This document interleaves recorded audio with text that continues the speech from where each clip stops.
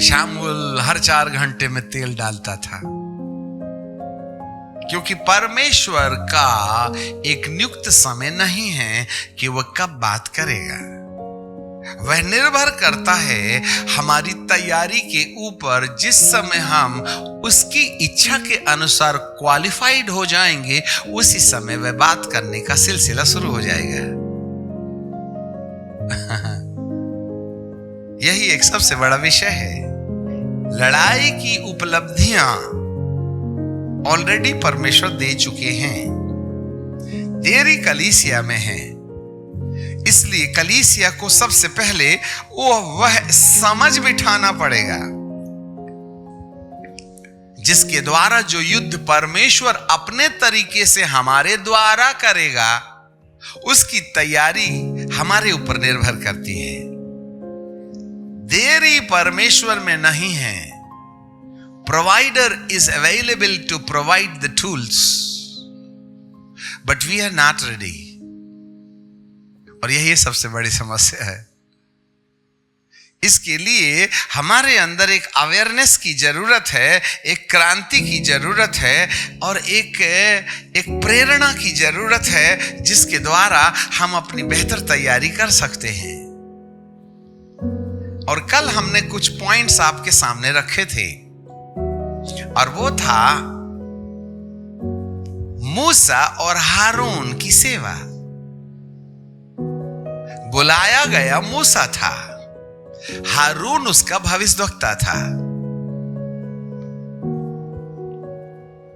पर हारून एक दिन क्रूसी स्त्री के कारण मूसा का विद्रोही हो गया। और एक बार यदि किसी सहायक सेवक के अंदर मुख्य सेवक के प्रति विचारों में विभिन्नता आने लगती है, तो यह सिलसिला गहराते जाता है। पिन पॉइंट, जिसको परमेश्वर ने नियुक्त किया है, उसके साथ चलने वाले अपने अगुए के प्रति एक भी सुई के नोक के बराबर नेगेटिव थॉट्स आने नहीं देना आपकी महफूजगी है, आपकी सुरक्षा है। हारून जो भी कि ये जान चुका था कि मूसा से परमेश्वर बात करता है और कोई दूसरा नहीं हो सकता, क्योंकि वो फ्रॉम द चाइल्डहुड ओनली, वो बचपन से जानता था मूसा को। जब वो फिरौन के राज्य में था, तब भी हारून जानता था कि ये मेरा रिश्तेदार है, क्योंकि हिब्रू लोगों को टोटल मालूम रहता था कि उसकी धाय माँ ही ओरिजिनल माँ है। परंतु परमेश्वर के बंदोबस्त के अनुसार मूसा को परमेश्वर ने फिरौन की बेटी का बेटा बना करके उसको मेंटली क्वालिफाइड बनाने के लिए, to administrate the people of God, उसको वहां मेंटली एक एडमिनिस्ट्रेटिव सेटअप सीखने के लिए उसने फिरौन का बेटा बना दिया था। उधर जाइए तो बहुत मजा आएगा। He knows very well. और वो ये भी जानता था, मूसा ने जब दर्शन पाया तो परमेश्वर ने हारून को मूसा के द्वारा नियुक्त किया। और वो ये भी जानता था कि मिस्र के अंदर होने वाले चमत्कार धरती के किसी इतिहास में नहीं थे जो मूसा के द्वारा किए गए।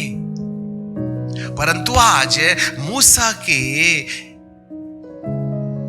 क्रूसी स्त्री को विवाह करने के कारण अब सवाल ये उठता है कि हारून के दिमाग में परमेश्वर की परमेश्वरत्वता का वजन इतना कम हो गया कि उसने मूसा के इस व्यवहार को, कि क्रूसी स्त्री उसने बिहाली, उसको उसने फोकस किया।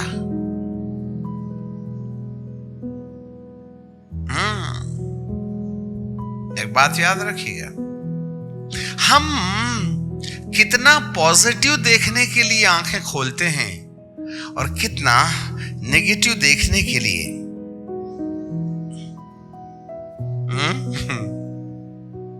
यस, हम कितना पॉजिटिव देख सकते हैं।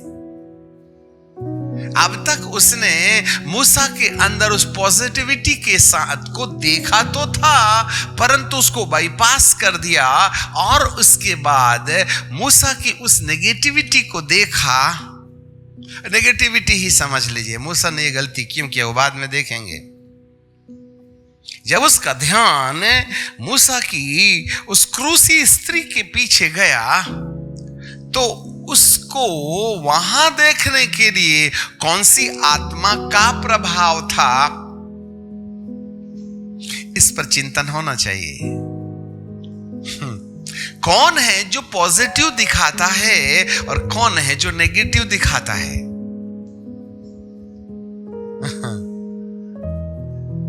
अच्छे से याद रखिएगा, जब हमारे आत्मिक जीवन की घटती होती है तब हमारे देखने का नजरिया बदलने लगता है।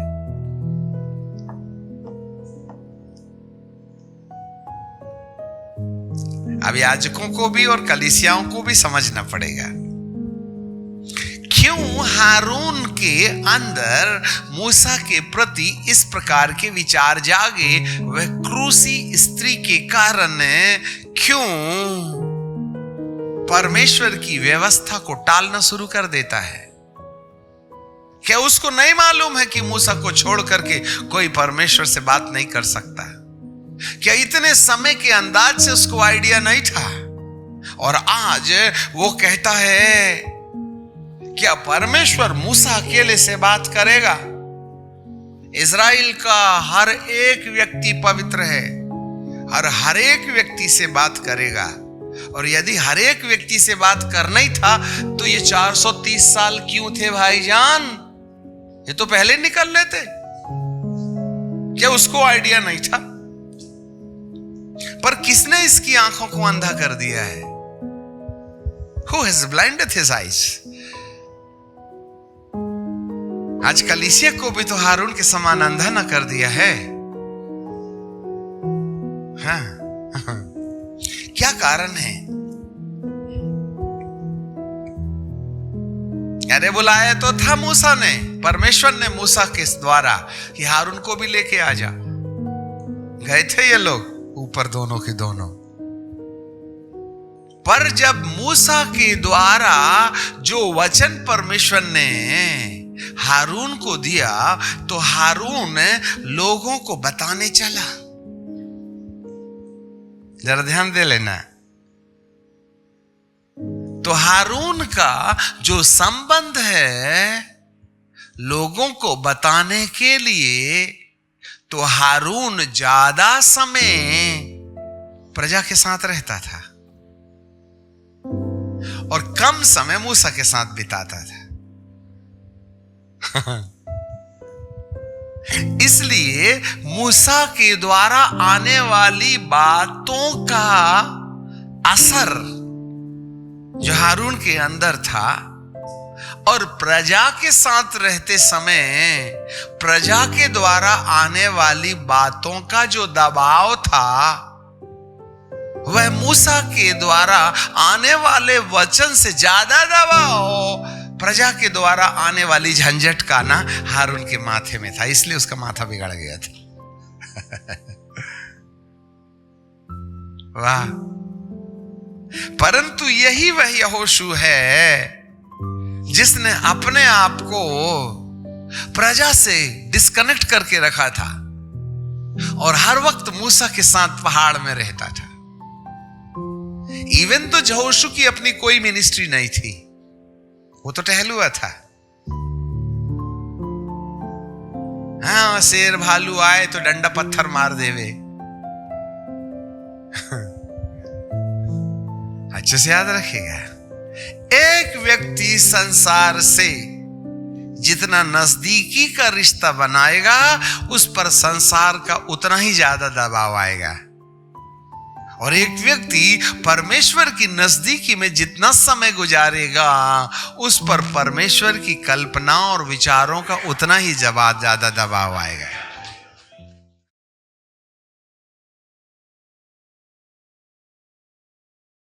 Praise the Lord. आपको मालूम है यहोशू क्यों मूसा के साथ भाग जाता था? क्योंकि उसको मालूम इस निकम्बी जाति के बीच में रहकर के माथा खराब करने के अलावा कुछ नहीं है। और यदि हमें उनके बीच में जाना भी है तो सावधानी से अपने कान में ना छन्ना लगा के जाना है।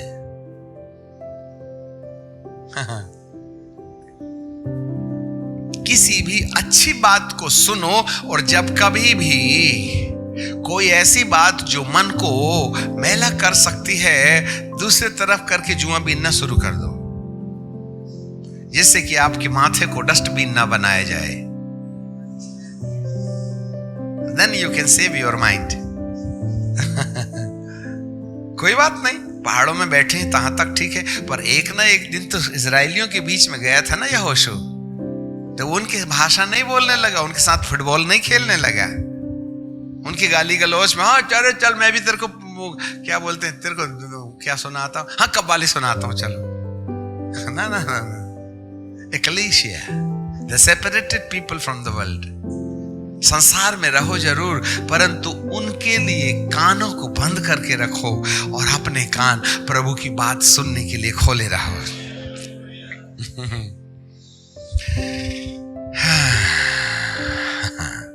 समझ रहे हैं बात को?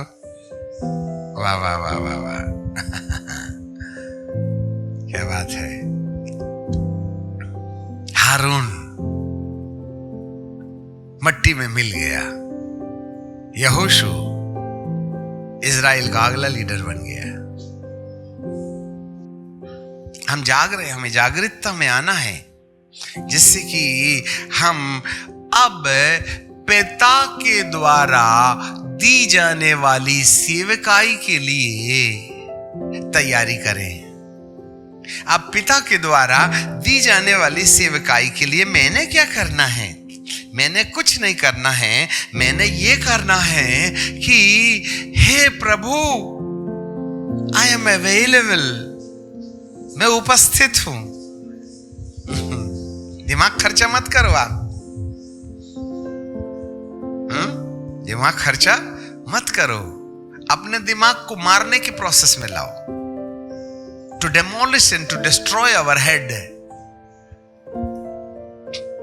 दूसरा कोरिन्थियों की किताब है और उसका 10वां अध्याय और उसके 3 पद से हम पढ़ते हैं। 2 Corinthians chapter 10 in verse 3 onwards। वहां पर इस प्रकार से लिखा है, सो यद्यपि हम शरीर में चलते फिरते हैं तो भी शरीर के अनुसार नहीं लड़ते। अब बहुत स्पष्ट है यहां पर, यद्यपि हम शरीर के अनुसार चलते हैं तो भी हम शरीर के अनुसार नहीं लड़ते। जैसे हारून ने मरियम को भी साथ होकर के ना दोनों चढ़े भाई बहन झगड़ा करने के लिए, क्योंकि हमारी लड़ाई के हथियार शारीरिक नहीं है, गढ़ है, ये पर्सनल नहीं है, टेरिटोरियल वॉरफेयर है। गढ़ों को ढा देने के लिए परमेश्वर के द्वारा सामर्थ्य है। सामर्थ्य और सामर्थी, सामर्थ, power and the mighty. Problem is not with the power but the problem with the mighty. Mighty का मतलब होता है व्यक्ति, धन, शक्ति बराबर सामर्थ्य। Person plus power equal mighty. Power is available, the person is not available. समस्या पावर में नहीं है, सामर्थ्य में समस्या नहीं है। पिंतकुस के दिन से हर व्यक्ति के ऊपर और अंदर और बाहर मंडरा रहा है वो, पर हम उसको समझ नहीं पा रहे हैं, हम उसको इक्विप नहीं कर पा रहे हैं, हम उसको अंडरस्टैंड नहीं कर पा रहे हैं, हम उसको सबमिसिव नहीं हो पा रहे हैं। नाम जरूर लेते हैं उसका, परंतु दिमाग अपन का चलता है। प्रभु मेरे को बोला, जबकि अपन ने खुद ही कल्पना किए थे। बड़ी समस्या है, प्रभु बोला, प्रभु बोला। खैर आप तो मैच्योर हो, ऐसे लोग बोलते हैं प्रभु मेरे को बोला, फिर मैंने बोला, फिर उसने बोला, फिर मैंने बोला। बाबा रे बाबा, इतना डीप कम्युनिकेशन है तेरा? और जा करके सुलगा लिया। हद हो गई। इधर 8-8, 10-10 घंटे बैठे रहते, जरा आवाज नहीं आती तो चलते फिरते बाथरूम टॉयलेट में ही बात कर लेता है। कुछ भी उल्टा सीधा। मैं जा रहा था, एक थाली आई, उसमें मोमबत्ती जल रही थी, और उसके बाद में कपड़ा दिखा, वो थाली तैरते हुए चली गई। अरे बाबा, ऐसा कुछ आली थाली बाइबल में कुछ नहीं है। कोई बात नहीं, सिखाना चाहिए।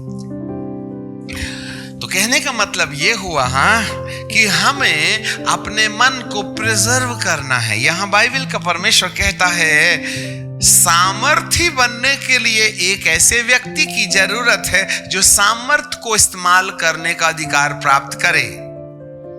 लाल कपड़ा पहनोगे तो आग वाले स्वर्गदूत की अथॉरिटी तुम्हें देगी, और यदि सफेद कपड़ा पहनिएगा तो बिना पंख वाले स्वर्गदूतों का आदेश देने वाला बन जाइएगा, और यदि आप सुनहला कपड़ा पहनिए तो आप 4 पंखे वाले स्वर्गदूतों को आसमान में रहने वाली दुष्ट आत्माओं के प्रति युद्ध करने का आदेश दीजिएगा। राइट? उसके लिए उपाय क्या है, हम जल्दी से माइंड अप करेंगे। यहां पर 5वें पद में ऐसे लिखा है, सो हम कल्पनाओं को और हर एक ऊंची बात को जो परमेश्वर की पहचान के विरोध में उठती हैं, उसका खंडन करते हैं।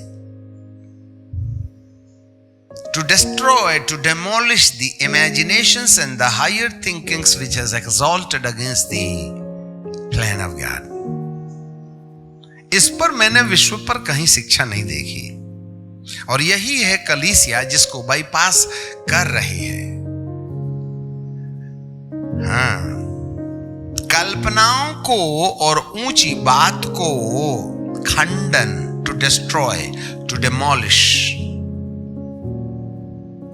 आज हम प्रार्थना करते हैं, दुनिया दिखती है, अपनी कल्पनाओं में आने वाली कल्पना को ही प्रभु बोला बोल देते हैं, जबकि हमें सारी कल्पनाओं को और ऊंची बात का खंडन करना है, और जो भावना है उसको प्यूरिफाई करते हुए मसीह के आज्ञाकारी अर्थात पवित्र आत्मा के नियंत्रण में देकर, पवित्र आत्मा को समर्पित होकर, पवित्र आत्मा से पिता का दिल समझने के लिए अपने आप को यहोशू के समान एकांत स्थान में बैठकर ध्यान करना है।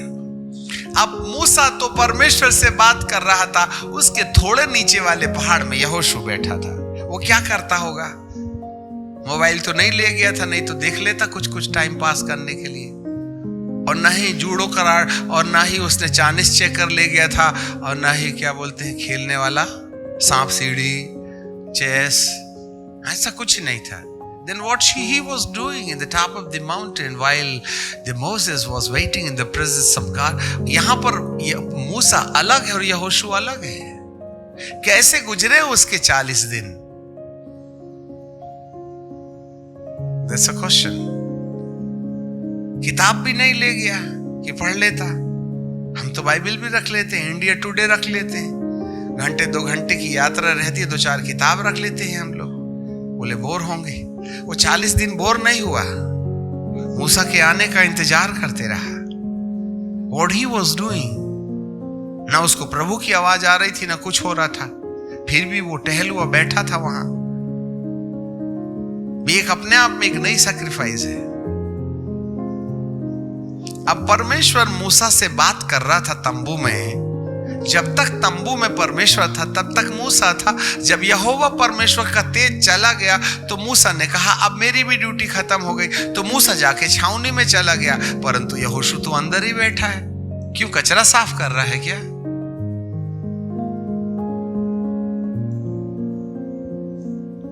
मूसा तो छावनी में चले जाता था और यहोशू तंबू में ही रहता था। यही तो वह जगह है पर्सनल इंटीमेसी। व्यक्तिगत रीति से परमेश्वर के संपर्क में जाना, यही हमारे वस्त्र का निर्धारण करता है। तुम कितना समय, भले ही मन न लगे, कितना समय एकांत में प्रभु के साथ गुजार सकते हो। ये वाला विषय अलग है कि आप कलीसिया में सब मिलकर के धन्यवाद धन्यवाद धन्यवाद, स्तुति हो, तारीफ हो, मुक्ति दिलाई यीशु नाम, प्रभु तू आ जा, ऐसे बोल करके हम 1 घंटे 2 घंटे 10-20 लोगों के साथ बैठ के प्रार्थना करें, ये एक अलग अनुभव है। परंतु इसके बाद भी हमारे और परमेश्वर के बीच में ना बीबी होना चाहिए, ना टीवी होना चाहिए। और मोबाइल को तो कमबख्त को बिल्कुल ना पानी के गड्ढे में डाल के रख के आना जब जाना। आप सच में मत डाल देना। हम तो बाइबल के ऊपर लिख के रखते, दुआ करते, प्रभु तेरे धन्यवाद हेलो, अच्छा हाँ, बहुत अच्छे समय में तुमने प्रार्थना किया, मैं दुआई में बैठा था। अरे तू तो आइडिया में जुड़ा था, अरे तू वोडाफोन में कैसे चिपक गया? प्रभु कहते हद हो गई, तू मेरे से डिस्कनेक्ट हो गया और मोबाइल से जुड़ गया और वो बीमार के लिए दुआ करने लगा। मजा नहीं आता ऐसे में, तो ना बेइज्जती करता, मेरे से बात करते करते तू बिलीवर से बात करने लगा। प्रभु कहता ये मेरे लायक नहीं है।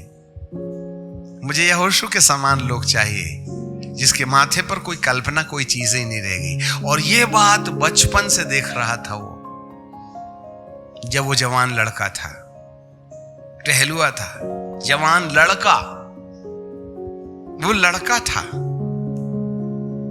शायद हो सकता है मूसा को अंकल बोलता होगा कि दादा बोलता होगा, कितना अंतर था नहीं आइडिया है, वो एक दूसरा विषय है। During the 40 years, Jehoshua was watching to the Moses, how he was expending his time in the presence of God and how he is dealing the people. वो नोटिस करता था, करता वगैरह कुछ नहीं था, सिर्फ नोटिस करता था। और उसके मेंटली माथे पर मूसा का पूरा आइडिया आ गया था। तब परमेश्वर ने मूसा की मृत्यु के बाद यहोशू को बोला, already mentally you got the lot of idea how to deal my people, it's better I will anoint you and begin to move ahead of my people, take them unto the promised land. आज तो भैया हम सीधे Bible school जाते हैं और tie पहन के आ जाते हैं और जेब में हाथ डाल करके बेनिहीन की नकल मारने लगते हैं। बाइबल का नॉलेज अपने आप में बहुत अच्छा है, उसको इनकार नहीं किया जा सकता, परंतु किसी पासबान के नीचे रहकर उसके काम करने का मेंटल आइडिया तुम्हारे पास है क्या? तुम तो कोरे आदमी हो। एक कहानी बताते हैं। एक राजा था, उसने अपने लिए महामंत्री का चुनाव किया। करने के लिए महामंत्री को चुनने के लिए एक बार इंटरव्यू कॉल दिया। सब लोग, मेरा महामंत्री कौन बनेगा, सब लोग आओ और केवल हाफ पैंट में आना, कपड़ा उतार के।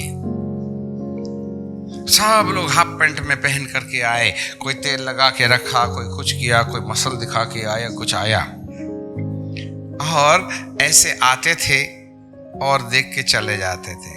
अब किसी की कम मसल थी, किसी की ज्यादा मसल थी, किसी की ऊंचाई कम थी, किसी की निचाई कम थी।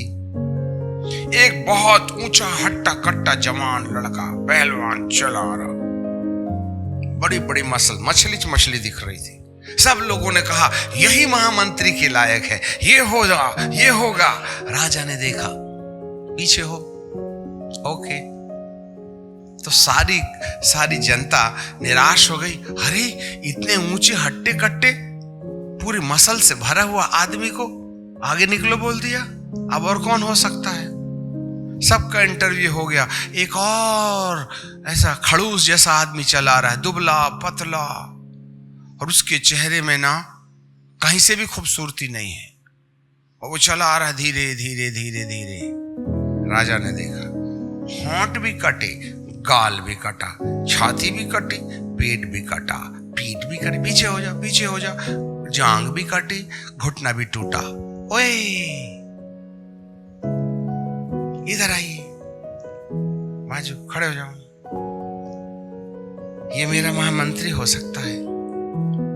तब प्रजा ने पूछी, प्रभु, गुरुदेव, राजन, ये क्या थर्ड क्लास? उसके थोड़े दिन बचे मरने के, जवान को छोड़ दिए।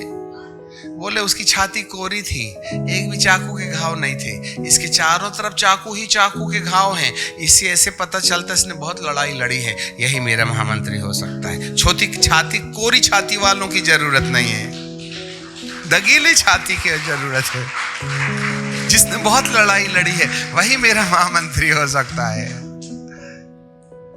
समझ में आ गई बात?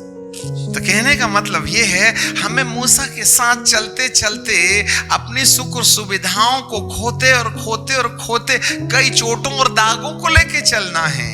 कई उतार चढ़ाव के बाद में यहोशू उस पड़ाव पर पहुंच गया जहां पर परमेश्वर को व्यवस्था पूर्वक आकर के कहने पड़ा कि मेरा दास मूसा मर गया है, मेरे पास कोई ऑप्शन नहीं है तुझको छोड़ करके, क्योंकि तेरे बदन में बहुत घाव है। तू जानता है मूसा का आइडिया क्या है, तू जानता है तू उसके साथ विश्वास योग्य रहा, इसलिए तू अगले पड़ाव में मेरा महामंत्री हो सकता है। आज ऐसे लोगों को प्रभु ढूंढ रहा है, जी हाँ। और उनको फिर लाल वस्त्र मिलेंगे, उनको सफेद वस्त्र मिलेंगे, और उनको फिर पता नहीं क्या क्या मिलेगा। फिर वो बनेंगे सैनिक, फिर कुछ नहीं, यीशु के, हे प्रभु भेजो उनको, बस यीशु के नाम से जाओ, स्वर्गदूत तो जाओ, यीशु के नाम से जाओ जाओ जाओ, इतना ही बोलने की जरूरत है। फिर देख लेना, इतना उपद्रव होगा, इतना उपद्रव होगा, इतना उपद्रव होगा जिसके बारे में कहा नहीं जा सकता। कहने की जरूरत है, चीखने और चिल्लाने की जरूरत। स्वर्गदूत जाओ तो जरा, फिर देखना पूरी कबड्डी शुरू हो जाएगी ग्राउंड में, क्योंकि हम नहीं ना कर रहे हैं, तुम तो वीडियो बनाओ, मालिक कर रहा है अपने दूतों के द्वारा। Our time is over to do the ministry. Let the God, the Father, do the ministry through you. आप देखो खुदा बाप को कि वो क्या करना चाह रहा है। उसके आंसू केवल मनुष्य देख सकता है, और उसके आंसू केवल मनुष्य पोंछ सकता है। He is shedding the tears. वो रोता है, अपनी ही सृष्टि को शैतान के द्वारा नष्ट होता हुआ देखता है और रोता है। वो चाह करके भी उन्हें बचा नहीं सकता है। इसलिए हमें अपने प्रभु के दर्द को पहचानना है तो हमको एकांत में जाना पड़ेगा, उसको समझना पड़ेगा। जब हम खड़े हैं तो अपने परमेश्वर की उपस्थिति में जाने का निश्चय करें। मनुष्यों के साथ सौ संबंध रखते हुए अपने परमेश्वर के साथ जितना गहरा संबंध रखा जा सकता है, हम एकांत में घंटों घंटों चलते फिरते अपनी कल्पना को परमेश्वर से जोड़ के रखें। भौतिक कल्पनाओं को आने से रोकें, बेफिजूल के विचारों को आने से रोकें, और मन को खाली करके अपने परमेश्वर की कल्पनाओं को आने देने के लिए पवित्र आत्मा के द्वारा निर्देशित करें। Thank you Jesus.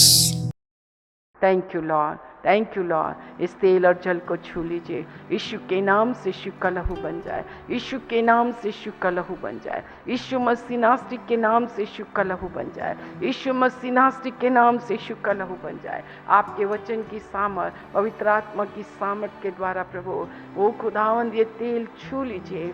जो कोई बंधुआई में है, पाप की और शैतान की, निर्धनता की, रोग और बीमारी, यीशु के नाम से यीशु के लहू से नष्ट हो मेरे प्रभु, नष्ट हो जाए, और उन्हें बाहर निकालिए प्रभु, उन्हें बाहर निकालिए मेरे परमेश्वर पिता, ताकि वो आपको जाने पहचाने, उनका जीवन आपके हाथों के द्वारा संवारा जाए, एक एक के ऊपर आपका हाथ पाया जाए। एक एक को छू लीजिए। जो कोई विश्वास से पिए लगाए वो चंगा हो जाए मेरे परमेश्वर। अगर अड़ोसी पड़ोसी कोई बीमार हो मेरे परमेश्वर, जब उन्हें दें वो भी चंगा हो जाए। हालेलुया। लोगों को परमेश्वर बाहर निकालिए अंधकार की शक्तियों से, और लोग आपकी शरण में आए और परमेश्वर आशीषित हो, और मेरे प्रभु परमेश्वर पिता उनके जीवन में आपका राज्य स्थापित हो। आपने सुना है, धन्यवाद। यीशु के नाम से आमीन।